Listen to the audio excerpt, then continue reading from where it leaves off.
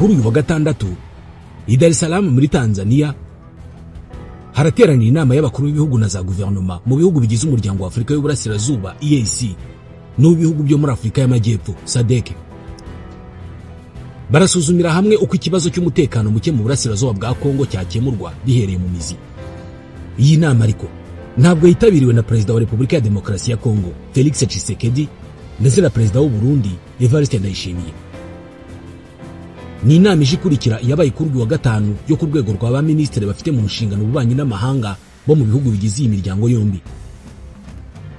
Yari yitabiriwe na Ministre w'ububanyi n'amahanga w'igihugu cya Kenya kubera ko ari nacyo kiyoboye umuryango wa Afrika y'Uburasirazuba ndetse na Ministre w'ububanyi n'amahanga w'igihugu cya Zimbabwe kiyoboye umuryango w'ubukungu w'ibihugu byo muri Afrika y'Amajyepfo SADC.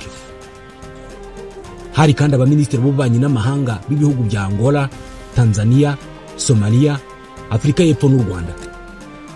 Uganda, Sudani y'Epfo n'u Burundi byo byari bihagarariwe na ba ministre bashinzwe ibikorwa by'umuryango wa Afrika y'Uburasirazuba ndetse na ministre w'ububanyi n'amahanga wungirije wa Malawi.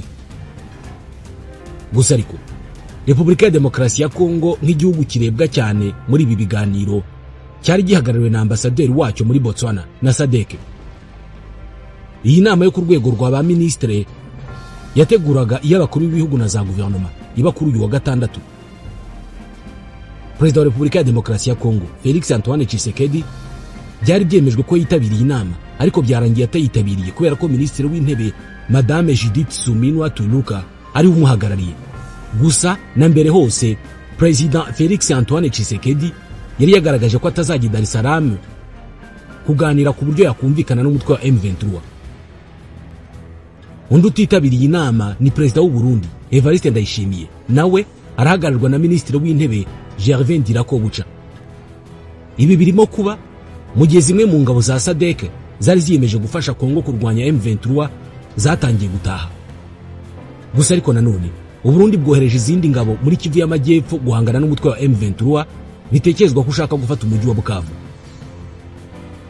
Ukurikije ibirimo kuba ibiganiro byo kuri uyu wa gatandatu nabyo birasa n'ibidatanga icyizere cyo kurangiza iyi ntambara. Mu masaha make mbere y'uko iyi nama ya Dar es Salaam itangira kuri uyu wa gatanu ku itariki ya 7 y'ukwa kabiri, imibiri 18 y'abasirikare ba Afrika y'Epfo, Tanzania na Malawi baherutse gupfira muri Repubulika ya Demokarasi ya Kongo yagejejwe muri Uganda inyujwe ku mupaka wa Cyanika uhuza icyo gihugu n'u Rwanda. Iyi mirambo yanyuze kuri uyu mupaka ahagana saa 9:42 z'umugoroba kuri uyu wa gatanu. Yatwawe n'imodoka z'ubutumwa bw'amahoro bw'umuryango w'abibumbye muri Repubulika ya Demokarasi ya Kongo MONUSCO. Uretse abapfuye, izi modoka zari zinatwaye abasirikare 7 ba Afrika y'Epfo bakomeretse ndetse n'abandi 5 babaherekeje. Amakuru avuga ko zanyuze ku mupaka wa Cyanika zihuta cyane ku buryo nta minota myinshi zahamaze. Hagati aho imodoka z'ingabo z'u Rwanda ndetse na police zari ziherekeje imodoka za MONUSCO zitwaye iyi mibiri, inkomere n'abaherekeje. Byari biteganijwe ko bagera Uganda bafata indege iberekeza mu bihugu byabo. Muri iyi mibiri harimo 14 y'abasirikare ba Afrika y'Epfo, 2 y'abasirikare ba Tanzania n'indi 2 y'abasirikare ba Malawi. Ni nyuma yaho hari hashize igihe ibihugu byo muri SADC ndetse n'ingabo zabyo SAMIDRC bashakisha inzira yo gucyura imibiri y'abasirikare babo. Ubu rero nyuma yo gutwara abapfuye biranatekerezwa ko abasirikare ba SADC nabo bashobora gutaha.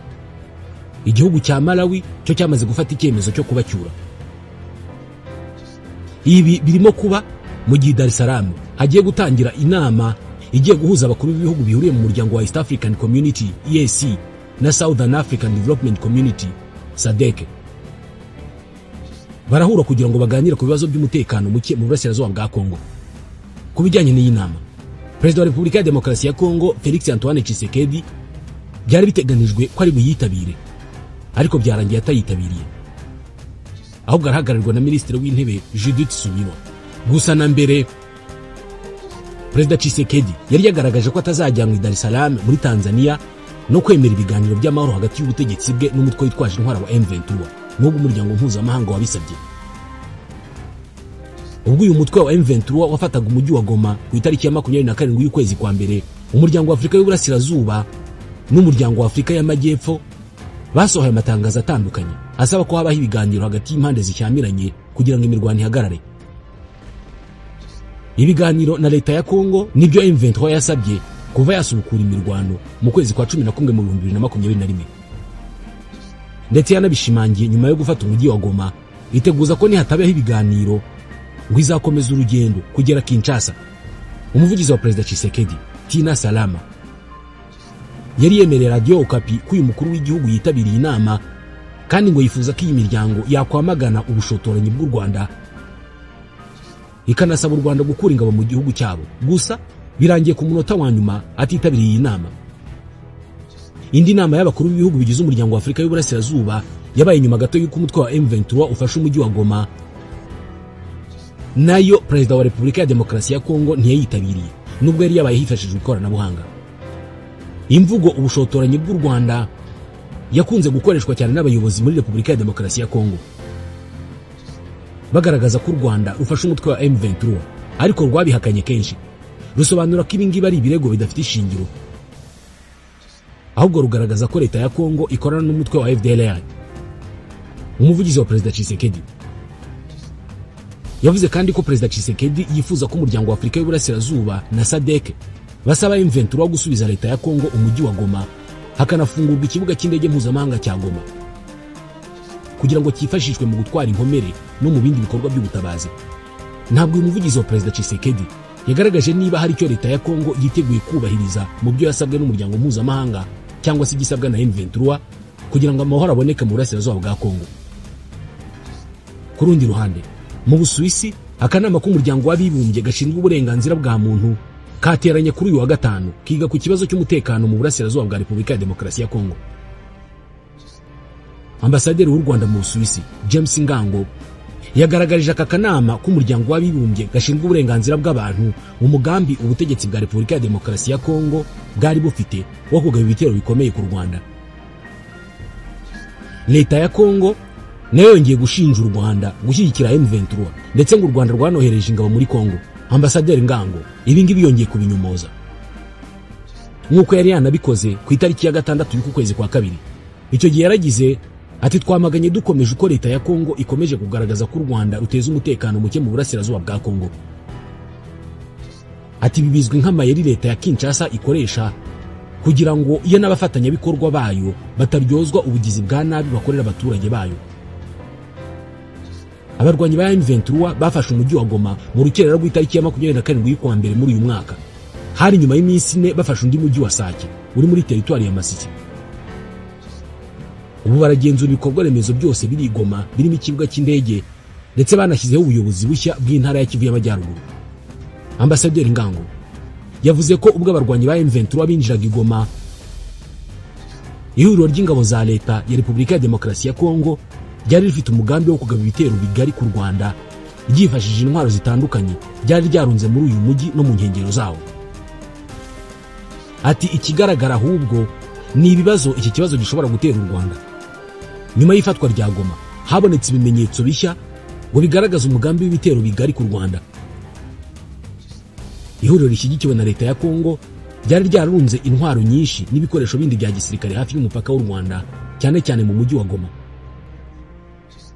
Uyu mudiplomate yasobanuye ko intwaro zari kwifashishwa mu gutera u Rwanda zirimo za rocket, drone zigaba ibitero, imbunda nini.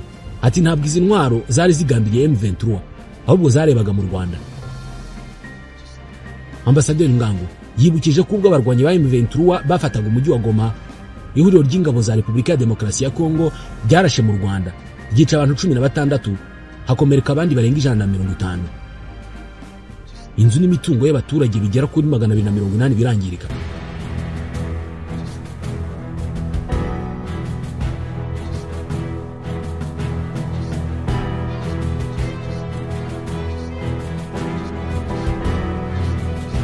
Minisitiri w'ububanyi n'amahanga n'ubutwererane w'u Rwanda, Ambasaderi Olivier Nduhungirehe, aherutse kugaragaza ko mu gihe leta ya Kongo ifite umugambi wo gutera u Rwanda, ngo narwo ruzagumishaho ingamba z'ubwirinzi rwashyize ku mupaka. Impaka zikomeje kuba zose kubirebana n'ubutumwa ingabo z'umuryango w'ubukungu n'iterambere ry'ibihugu bya Afurika y'Amajyepfo SADC zirimo mu burasirazuba bwa Kongo. Abayobozi bazo bavuga ko zagiye kubungabunga amahoro, nyamara bikavuga ko ibyo zikora bitandukanye n'iyi misiyo.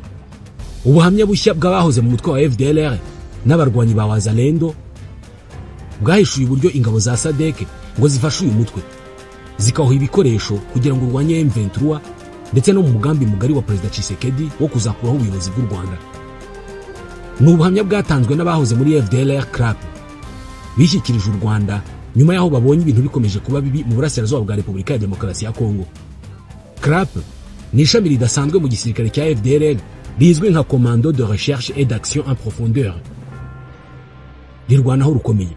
Abarwanyi baryo ngo bashyigikiwe bikomeye na leta ya Kongo, ndetse mu minsi yashize umufasha wa Perezida Tshisekedi Madame Nyakeru Denise yagaragaye yagiye kubasura mu bitaro aho barimo bavurirwa ibikomere. Abishyikirije u Rwanda bavuga ko ku rugamba bajyagaho w'ingabo za SADC zabaga ibikoresho zikanabafasha gutera ibisasu biremereye barwana na M23. Umwe mu bari muri FDLR yagaragaje ko muri uwo mutwe ngo harimo uruvange rw'abantu, ni ukuvuga abana, abasore bakuru, abagabo n'abasaza. Aba barwanyi bageze muri FDLR mu bihe bitandukanye, bahabwa imyitozo, intego yabo ikaba imwe: kuzatera u Rwanda. Umwe mu bahoze muri uyu mutwe yagaragaje ko bigishwaga ko bagomba kwanga u Rwanda n'abayobozi barwo, cyane cyane abatutsi. Noneho rimwe ngo bagasubirwamo ingengabitekerezo, bakabwirwa ko uwo bazafata atorotse wese azicwa. Ni nako ngo byagendaga, kubera ko wafatwaga ashaka gutoroka ngo iryo ryabaga ari iherezo ry'ubuzima bwe. Ubu buhamya bw'imikoranire ya FDLR na SADC buje mu gihe hari igitutu gikomeje kuba cyinshi ku ngabo z'uyu muryango ziri ku rugamba muri Repubulika ya Demokarasi ya Kongo, by'umwihariko iza Afurika y'Epfo zasabwe kuva muri Kongo. Ni nyuma yaho bigaragaye ko ubutumwa zagiyemo ngo bushobora kuba buhishe inyungu bwite z'abantu ku giti cyabo, barimo abayobozi bakuru muri Afurika y'Epfo. Ibi biganiro bigiye kubera Dar es Salaam byari byitezwe ko bishobora gutanga umusaruro ukomeye. Byatekerezwaga ko Perezida wa Repubulika Paul Kagame na Perezida Felix Tshisekedi bahuriye Dar es Salaam mu biganiro ngo byari kuba ari intambwe ikomeye cyane ku birebana n'imibanire y'ibihugu byombi n'amahoro mu burasirazuba bwa Repubulika ya Demokarasi ya Kongo. Mu buryo buzwi, aba bakuru b'ibihugu baherukaga guhura imbona nkubone mu nama kuri iki kibazo mu 2022. Bitekerezwa ko ibi biganiro bishobora kurangira habonetse agahenge, ariko iki cyizere cyatangiye kuyoyoka nyuma yaho bamwe mu bakuru b'ibihugu by'umwihariko Repubulika ya Demokarasi ya Kongo atitabira ibi biganiro. Kuva mu 2022 amasezerano y'agahenge yagiye yumvikanwaho, ariko ntagire icyo atanga. Aya masezerano ntabwo yagiye amara kabiri mbere y'uko imirwano yongera kubura. Kuva mu gihe cyo gufata Bunagana kugera mu mwaka ushize, M23 isatira Goma igeze Masisi. Buri ruhande FARDC na M23 rwashinja Burundi kwica amasezerano y'agahenge yabaga yumvikanyweho.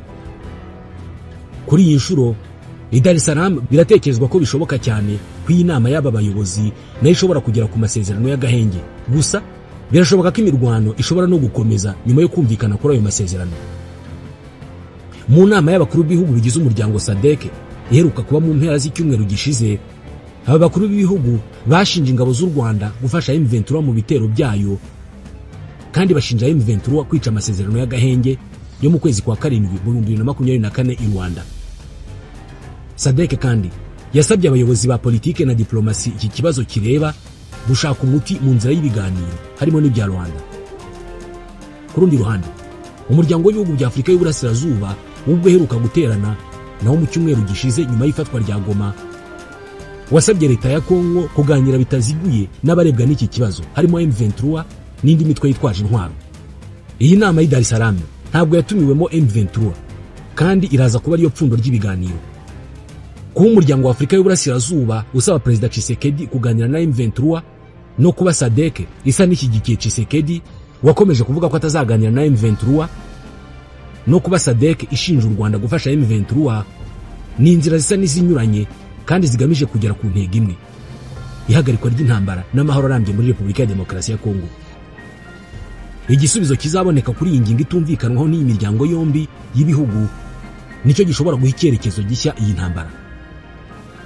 Hari amahirwe menshi ko abayobozi bagiye guhurira Dar es Salaam bashobora kugera ku masezerano yo kuba imirwano yahagarara. Ariko guhagarika imirwano mu buryo burambye bizava ku ngingo zitandukanye zizafatwa no kubahirizwa kwazo bya nyabyo kw'impande bireba. Ingingo ya mbere iganirwaho ni ukwemera guhagarika imirwano. Iyi ngiyi ishobora koroha kumvikanwaho, ariko inshuro nyinshi byemeranyijweho mbere, ariko impande zirwana zikabirengaho. Nta gihamya ko niba i Dar es Salaam byumvikanyweho bizakurikizwa. Ingingo ya kabiri iganirwaho ni ibiganiro by'amahoro.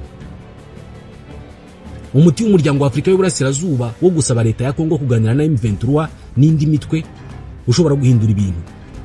Ibiganiro na leta ya Kinshasa biri mu byo na M23 isaba.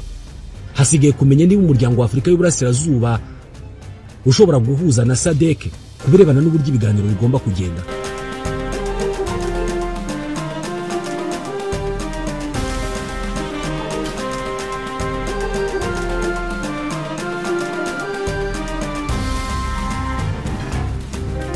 Perezida wa Malawi Lazarus Chakwera yategetse igisirikare cy'igihugu cye gutangira imyiteguro yo gukura ingabo zacyo mu burasirazuba bwa Kongo. Ingabo za Malawi ni igice cy'umutwe w'ingabo z'akarere ka Afurika y'Amajyepfo SAMIDRC zoherejwe muri Repubulika ya Demokarasi ya Kongo kugira ngo zifashe mu kurwanya umutwe wa M23. Perezida Chakwera amaze kuvuga ibyo kuri uyu wa kane, Perezida wa Afurika y'Epfo Cyril Ramaphosa nawe yaciye amarenga ko ingabo z'igihugu cye ziri muri Repubulika ya Demokarasi ya Kongo zishobora gutaha. Izindi ngabo ziri muri Repubulika ya Demokarasi ya Kongo mu gufasha iki gihugu guhangana na M23 ni ingabo z'u Burundi. Hari amakuru yemeza ko Burundi bwo bwaba burimo kohereza ingabo z'inyongera muri Repubulika ya Demokarasi ya Kongo, ariko noneho zikerekeza mu majyepfo mu mujyi wa Bukavu gutangatanga ngo umutwe wa M23 utazigarurira uwo mujyi. Ibyo kandi ubwo birimo kuba mu gihe umutwe wa M23 wafashe umujyi wa Goma, washyizeho abayobozi bashya b'intara ya Kivu y'Amajyaruguru ndetse n'abo umujyi wa Goma. Ndetse kuri uyu wa kane abayobora uyu mutwe beretse abaturage aba bayobozi bisa naho rwose bafashe Goma biteguye kuhaguma. Ibi bisobanuye iki? Izi ngabo za SADC ziramutse zivuye muri Kongo, umutwe wa AFC M23 ukaba uri muri Goma ugamije kuhaguma, imiyoborere ya Repubulika ya Demokarasi ya Kongo yabiyihe? Izi ngabo za SADC ziramutse zitashye, Uburundi bwo bukiyemeza gukomeza kurwana na M23. Ibi ntibyatumiye intambara ihinduka y'akarere kose amahanga kayivamo. Reka tubivugeho. Abasirikare 20 bari mu butumwa bwa SADC nibo bamaze kugwa muri Repubulika ya Demokarasi ya Kongo. Barimo 14 b'Abanyafurika y'Epfo na 3 b'Abanyamalawi bishwe ubw'inyeshyamba za M23 zafataga umujyi wa Goma, umurwa mukuru w'intara ya Kivu y'Amajyaruguru, mu cyumweru gishize. Perezida Chakwera yatangaje kuwa gatatu ko icyemezo yafashe cyo gucyura ingabo z'igihugu cye kigamije gushyigikira itangwa ry'agahenge n'impande bireba nubwo imirwano ikomeje. Mu itangazo ryasomwe kuri televiziyo y'igihugu ku mugoroba wo kuwa gatatu, Perezida Chakwera yavuze ko gukura ingabo z'igihugu cye muri Kongo bizafasha gushyiraho inzira iganisha ku biganiro byateganijwe bigamije amahoro arambye. Minisitiri w'itangazamakuru wa Malawi Moses Kumkuyu yavuze ko igikorwa cyo gukura ingabo muri Kongo gikozwe mu bwumvikane n'abo bireba. Yavuze ko inama y'abayobozi bo mu karere ka Afurika y'Amajyepfo yabereye muri Tanzania mu cyumweru gishize, ubwo habaga inama yiga kubirebana n'ingufu ku mugabane wa Afurika. Ngiyo nama yafashe umwanzuro wo gusaba impande zose zihanganye guhagarika imirwano kugira ngo habeho ibiganiro by'amahoro. Ati ni muri urwo rwego Perezida wa Malawi yabonye ko ari ngombwa kugira uruhare mu guharanira amahoro, agakura ingabo mu karere kugira ngo habeho ibiganiro by'amahoro. Ntabwo yavuze igihe ingabo za Malawi zizavira muri Kongo, ariko yavuze ko iki cyemezo cyamenyeshejwe Perezida wa Repubulika ya Demokarasi ya Kongo. Kuwa mbere umutwe w'inyeshyamba za M23 watangaje agahenge kubera impamvu z'ubutabazi. Nta gahenge kagombaga gutangira bukeye bwaho, ariko imirwano yarakomeje kandi bikavuga ko inyeshyamba zamaze kwigarurira umujyi witwa Nyabihwe mu ntara ya Kivu y'Amajyepfo, ni mu nzira igana Bukavu. Perezida wa Malawi yaramaze iminsi ahanganye n'igitutu cyo gukura ingabo ze muri Repubulika ya Demokarasi ya Kongo nyuma y'urupfu rw'abasirikare 3 ba Malawi baguye muri Kongo. Abamushyiragaho icyo gitutu ni abaturage ndetse n'abagize inteko ishinga amategeko, kimwe n'abatavuga rumwe n'ubutegetsi bwe, bavuga ko batumva impamvu ingabo z'igihugu cyabo ziri muri Kongo. Afurika y'Epfo nayo imaze iminsi ku gitutu nk'icyo ngicyo, ariko Perezida Cyril Ramaphosa yasezeranije ko azagumana ingabo ze muri Repubulika ya Demokarasi ya Kongo, avuga ko zigenwa n'ubutumwa bwa SAMI DRC bufite gahunda y'igihe cyo gukorera n'itariki izarangiriraho. Gusa ku munsi w'ejo yumvikanishije ko bishoboka ko ingabo z'igihugu cye zishobora gutaha. Uyu mutwe w'ingabo zatanzwe n'akarere watangiye koherezwa muri Repubulika ya Demokarasi ya Kongo mu 2023, hanyuma muri uyu mwaka wongererwa igihe kugera mu kwezi kwa 12. Ubutumwa bwa SAMI DRC bwemejwe n'ihuriro ry'ibihugu bya Afrika y'Amajyepfo SADC. Afrika y'Epfo niyoboye ubu butumwa yagombaga kohereza abasirikare 2900, mu gihe abasigaye bagombaga kugabanywa hagati ya Malawi na Tanzania, n'ubwo umubare w'ingabo zihari ubu ngubu zitazwi. Malawi ifite n'abandi basirikare muri Kongo bari mu mutwe w'ingabo z'umuryango w'abibumbye MONUSCO. Abayobozi ba SADC bagomba guteranira muri Tanzania kuri uyu wa gatandatu mu nama yihariye izabahuza n'abakuru b'ibihugu byo mu muryango wa Afrika y'Uburasirazuba kugira ngo baganire ku kibazo cya Kongo. Nubwo Perezida wa Afrika y'Epfo Cyril Ramaphosa yavuze ko ingabo z'igihugu cye ziteguye kuguma muri Repubulika ya Demokarasi ya Kongo, ariko kuri uyu wa kane ubwo yagezaga ku baturage ba Afrika y'Epfo ijambo rigaragaza uko igihugu gihagaze mu nzego zitandukanye, ibyo gutaha kw'ingabo ze yabigarutseho ubwo yarageze ku ngingo y'ubutumwa bwo kugarura amahoro mu bihugu bitandukanye igihugu cye cyagizemo uruhare. Ni ibihugu birimo Cote d'Ivoire, Burundi, Sudani y'Epfo, Lesotho na Mozambique, cyane cyane mu ntara ya Cabo Delgado. Ati kugaragara kw'ingabo za Afrika y'Epfo zigarura amahoro mu burasirazuba bwa Repubulika ya Demokarasi ya Kongo ni ibihamya by'ubushake bwacu mu gushaka ibisubizo by'amahoro mu ntambara zimaze imyaka myinshi ndetse zahitanye za miliyoni z'abantu zigakura mu byaba bandi. Yavuze ko kandi igihugu cye gisaba impande zihanganye mu ntambara zitandukanye ku isi gukora uko zishoboye kose ngo zishake ibyaba ibisubizo by'izo ntambara binyuze mu mahoro. Agaruka ku masezerano ya Rwanda agamije gushakira ibisubizo ibibazo biri hagati y'u Rwanda na Repubulika ya Demokarasi ya Kongo, yemeje ko yashyigikiye. Ati muri ibyo biganiro harimo no kubaha ibya Rwanda. Ati tuzitabira kandi inama izahuza SADC na EAC iteganyijwe kubera muri Tanzania mu mpera z'iki cyumweru. Ati tuzagaragaza ko hakenewe guhagarika imirwano ndetse no gusubukura ibiganiro bigamije gushaka ibisubizo by'intambara. Perezida Ramaphosa yarakomeje ati tuzakora ibishoboka byose kugira ngo abasore bacu, abasirikare bacu bagaruke mu rugo. Ingabo za SADC ziri mu burasirazuba bwa Kongo kuva mu kwa 12 mu 2023, ndetse Afrika y'Epfo niyo ifitemo ingabo nyinshi. Ibiganiro bya Rwanda byatangiye mu mwaka wa 2022 ubwo umwuka mubi watutumbaga mu mubano w'u Rwanda na Repubulika ya Demokarasi ya Kongo. Mu ntangiriro z'uwo mwaka nibwo Repubulika ya Demokarasi ya Kongo yashinje u Rwanda gufasha M23, ibirego u Rwanda ruhakana, narwo rukayishinja gufasha FDLR. Ku itariki ya 14 y'ukwa 12 mu 2024, Minisitiri w'Ububanyi n'Amahanga w'u Rwanda Olivier Nduhungirehe, wa Repubulika ya Demokarasi ya Kongo Therese Kayikwamba Wagner na mugenzi wabo wa Angola nk'umuhuza Tete Antonio binjiye mu cyumba cy'inama i Rwanda muri Angola hagamijwe kunononsora ibyagombaga gusinywa n'abakuru b'ibihugu ku munsi wakurikiyeho. Icyakora M23 yaje kubisesa iyi ntego itagezweho. Mu gihe ibihugu byo mu majyepfo ya Afrika bivuga ibyo gucyura ingabo zabyo ziri muri Repubulika ya Demokarasi ya Kongo, umutwe wa M23 wafashe umujyi wa Goma wo urakomeza ibikorwa bigaragaza ko witeguye kuguma muri uwo mujyi. Kuri uyu wa kane iri huriro rya AFC M23 ryakoresheje inama ikomeye cyane yahuje abaturage batuye muri uyu mujyi wose. Inama yari igamije kwereka abo baturage abayobozi bashya barimo guverineri mushya w'intara ya Kivu y'Amajyaruguru washyizweho n'iri huriro. Harimo kandi abayobozi bashyizweho n'ihuriro rya AFC M23 bazayobora intara ya Kivu y'Amajyaruguru n'umujyi wa Goma, barimo Bahati Musanga Joseph wagizwe guverineri wa Kivu y'Amajyaruguru, Manzi Ngarambe Willy wagizwe vice guverineri wa Kivu y'Amajyaruguru ushinzwe ibijyanye na politike, ubuyobozi n'amategeko. Barimo kandi Amani Bahati Shadrake wagizwe vice guverineri wa Kivu y'Amajyaruguru ushinzwe ubukungu, imari n'iterambere. Mu gitondo cyo kuri uyu wa kane kandi Corneille Nangaa uyoboye iri huriro yasinye itangazo rishyiraho umukuru w'umujyi wa Goma na za komine zigize Goma. Iryo tangazo ryashyizeho Katembo Ndaliyani Junior nk'umukuru cyangwa se meya w'umujyi wa Goma wungirijwe na Ngabo Desire.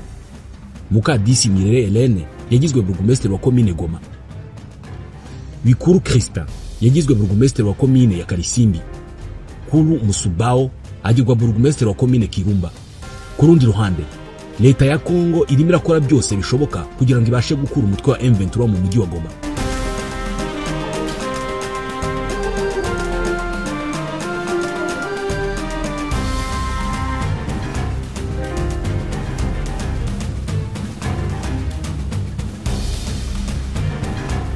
Mu gihe Corneille Nangaa yarimo agaragariza abaturage abazayobora Goma ndetse n'intara yose, leta ya Kongo yasohoye impapuro mpuzamahanga risaba itabwa muri yombi ry'uyu Nangaa wanahoze ari umuyobozi wa komisiyo y'amatora ya Repubulika ya Demokarasi ya Kongo mbere yuko ajya mu mutwe w'inyeshyamba zirwanya leta.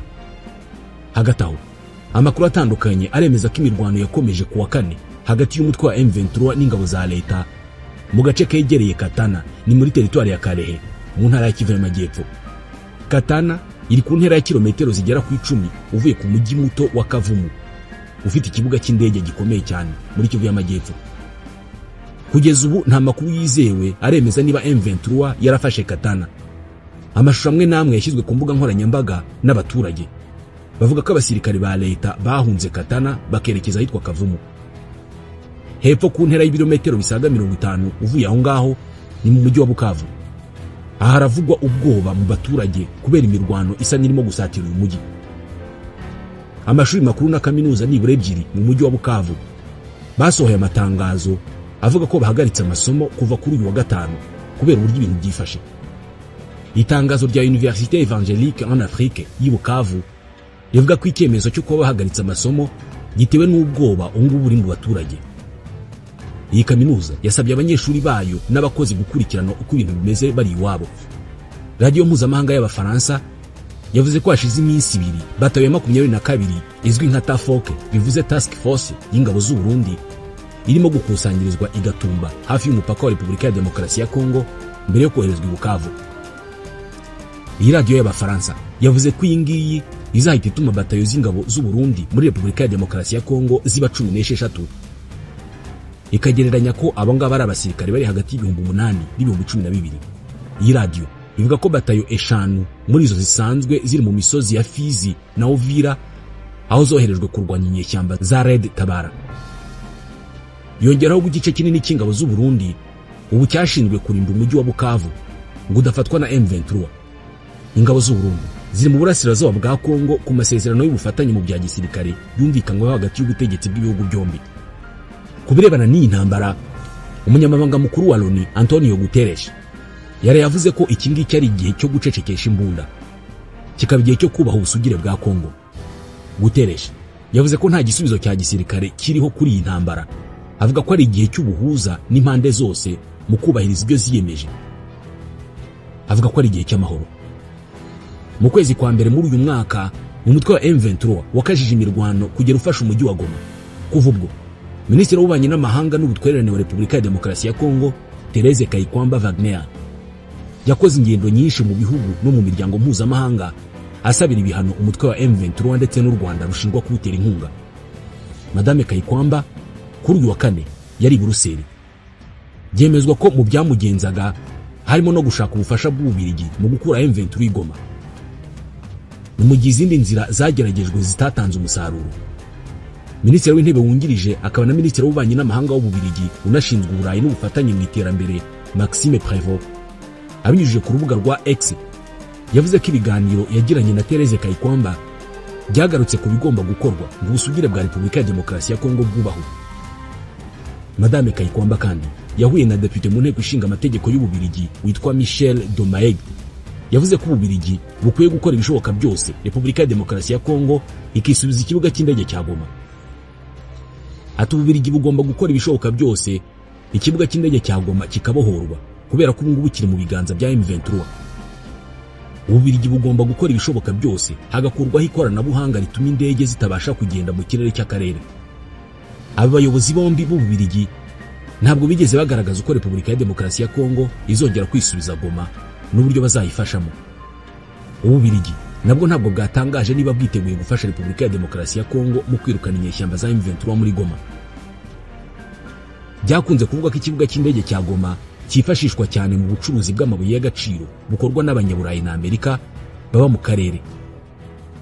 Uyu mudepite avuga ko ubu ngubu ari bwo buryo bwafasha gukora ibikorwa by'ubutabazi, ariko M23 imaze iminsi mike itangaje agahenge kagamije gufasha abakora ibikorwa by'ubutabazi kwita ku babikeneye. Ku bashinzwe ububanyi n'amahanga muri Repubulika ya Demokarasi ya Kongo no mu Rwanda, iyi minsi ishize kuva mu mpera z'ukwezi kwa mbere kugera uyu munsi ibaye iminsi y'akazi kenshi cyane mu birebana na diplomasi. Nk'ubu Minisitiri w'Ububanyi n'Amahanga w'u Rwanda Olivier Nduhungirehe yaganiriye n'intumwa yihariye y'umunyamabanga mukuru w'umuryango w'abibumbye mu karere k'ibiyaga binini Wang Xia ku birimo kubera mu burasirazuba bwa Repubulika ya Demokarasi ya Kongo no ku bisasu biherutse guterwa i Rubavu. Baganiriye ku bisubizo birambye byafasha mu kugarura amahoro mu karere k'ibiyaga binini. Ibitero byibasiye akarere ka Rubavu byagabwe ku itariki ya 27 y'ukwezi kwa mbere ubwo umutwe wa M23 wigaruriraga umujyi wa Goma. Ihuriro ry'ingabo za Repubulika ya Demokarasi ya Kongo zigahitamo kurasa ku butaka bw'u Rwanda. Ibyo bisasu byahitanye abantu 16, abandi babarirwa mu magana barakomereka. Minisitiri Nduhungirehe kandi kuri uyu wa kane yegeranye ikiganiro kuri telefoni na Minisitiri w'Ububanyi n'Amahanga wungirije w'Uburusiya ushinzwe uburasirazuba bwo hagati na Afurika, Bogdanov Mikhail Leonidovich. Ni ikiganiro cyagarutse ku kibazo cy'umutekano muke mu burasirazuba bwa Kongo no kugushimangira ubufatanye hagati y'ibihugu byombi. Muri Repubulika ya Demokarasi ya Kongo ho abahagarariye Kiliziya Gatolika n'amadini ya Gikristo batangaje ko ibiganiro bigamije amahoro muri Repubulika ya Demokarasi ya Kongo ntacyo byageraho bitari mu mutwe wa M23. Aba bayobozi bahagarariye amadini n'amatorero abumbatiye abayoboke benshi muri Repubulika ya Demokarasi ya Kongo baravuga ko hakwiye kubaho ibiganiro n'impande za politike zirimo abatavuga rumwe n'ubutegetsi, imiryango itari ya leta, ariko M23 nayo ikabitumirwamo. Radio mpuzamahanga y'Abafaransa yavuze ko umunyamabanga mukuru wa Église du Christ au Congo Eric Tsenga yavuze ko nubwo abantu bose muri Repubulika ya Demokarasi ya Kongo basa n'abarwanya iki gitekerezo, ngo nta mahitamo ahari kubera ko nicyo gishobora gutanga igisubizo kirambye. Ati mu kibazo cya M23 mbivugiye ahangaha, twebwe ntabwo tuhabereye kuvuga ngo kanaka n'umumarayika kanaka ari sekibi. Ati dukeneye kugera ku gisubizo kirambye. Ati ntabwo numva ukuntu twavuga ko dushaka amahoro ariko tugakomeza kwinangira ku kunyura mu nzira ziyatugezaho. Yavuze ko gahunda bafite ari ugushaka amahoro. Ati byaba ari ukwibeshya kuvuga ko ushaka amahoro udashyize impande zose bireba mu biganiro. Ati rero ahangaha tuvuga mu buryo bweruye kandi abarebwa n'ikibazo baragaragara, harimo M23 yirengagijwe. Ati kandi hari byinshi byo kuganiraho, ariko icyambere ni ukwibaza ngo dushaka iki. Uyu muyobozi yavuze ko iki gitekerezo bagihaye Perezida Felix Tshisekedi ntiyacyanga, nyamara mu bihe bitandukanye birimo n'ibyavuba yagiye arahira akavuga ko kuganira na M23 ari ukurenga umurongo utukura kubera ko M23 ari umutwe w'iterabwoba.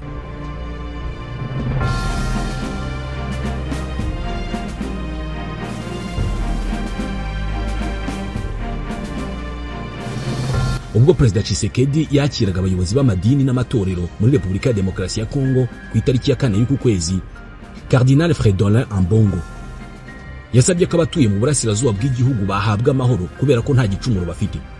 Ati twe nk'abashumba duhangayikishijwe n'ibibazo abavandimwe bo mu burasirazuba bwa Kongo barimo kunyuramo. Ati ntabwo twumva ikibi bakoze gituma badafatwa nk'abantu, kandi iki kibazo kimaze imyaka 30. Bamwe baratekereza ibiganiro ndetse n'iri huriro rya AFC M23 rikaba ari byo risaba, ariko iri huriro rya AFC M23 rirashinja ubutegetsi bwa Kongo gukomeza kwica abasivili. Bavuze ibi nyuma y'uko ejo kuwa kane indege y'intambara ya Sukhoi yarashe mu gace kitwa Nyabibwe gatuwe cyane ndetse no mu nkengero zaho, ngo yica abasivile 4 barimo n'umwana muto. Iri huriro ryashinje n'ingabo za MONUSCO kurekura abagera ku 100 barimo abasirikare ba FARDC n'abo mu mutwe wa FDLR n'abo mu mutwe wa FDLR bafite n'intwaro zo kwica abasivile mu mujyi wa Goma. Muri abo ngabo 100, M23 yavuze ko yafashemo abasirikare 3 ba FARDC ndetse na 2 ba FDLR bafatanwe imbunda enye na grenade 3. Harimo harakorwa byinshi ngo amahoro agaruke kandi ikibazo gikemuke burundu, ariko ibimenyetso by'ibintu birimo kuba birerekana ko igisubizo kitari hafi cyane.